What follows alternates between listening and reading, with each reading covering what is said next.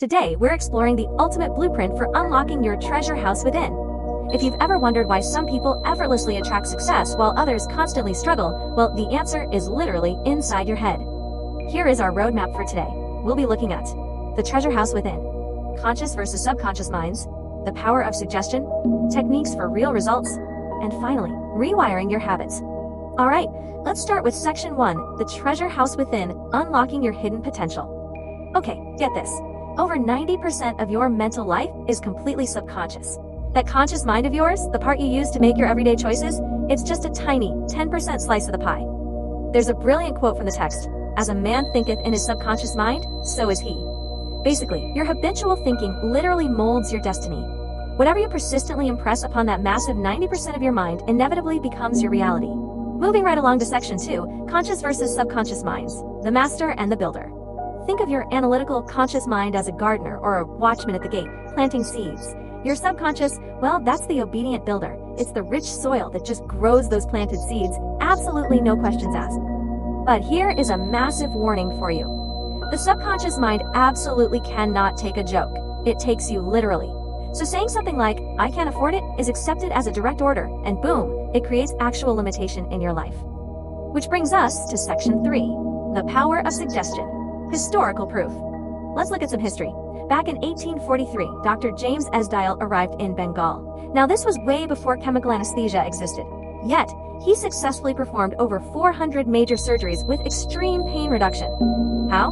By relying entirely on mental suggestion. Pretty wild, right? It really proves that the law of life is the law of belief. Listen, whether a premise is objectively true or completely false, it doesn't matter. Your subconscious mind just accepts it and faithfully acts right upon it. All right, let's get practical with section 4, techniques for real results, the blueprint. So why do we sometimes get the exact opposite of what we ask or pray for? I mean, have you ever noticed that when you try way too hard to force an outcome, the whole thing just falls apart? Well, that right there is the law of reversed effort. When your desires and your imagination are in conflict, your imagination wins every single time. Sheer willpower just fails. Your subconscious only responds to relaxed faith and vivid imagery. So, to actually manifest your goals, follow this blueprint. Step 1, acknowledge the problem consciously. Step 2, turn it over entirely to your subconscious mind. And step 3, just rest with a deep, unwavering conviction that the solution is already done.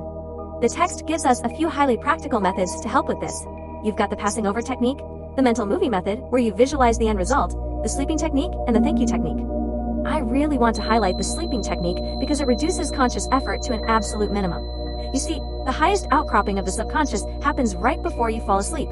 Being in that drowsy state makes it the absolute perfect time to plant your ideas.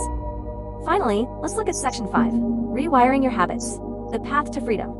This might sound bold, but the book states that poverty is actually a mental disease. Wealth is simply a subconscious conviction.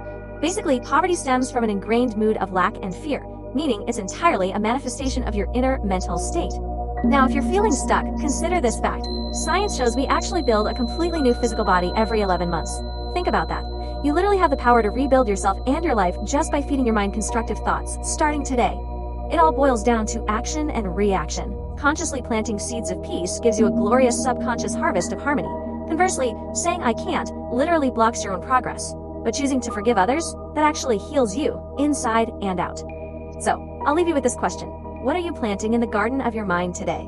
You have the absolute power of choice here. Take control of your inner world, and I promise you'll transform your outer world.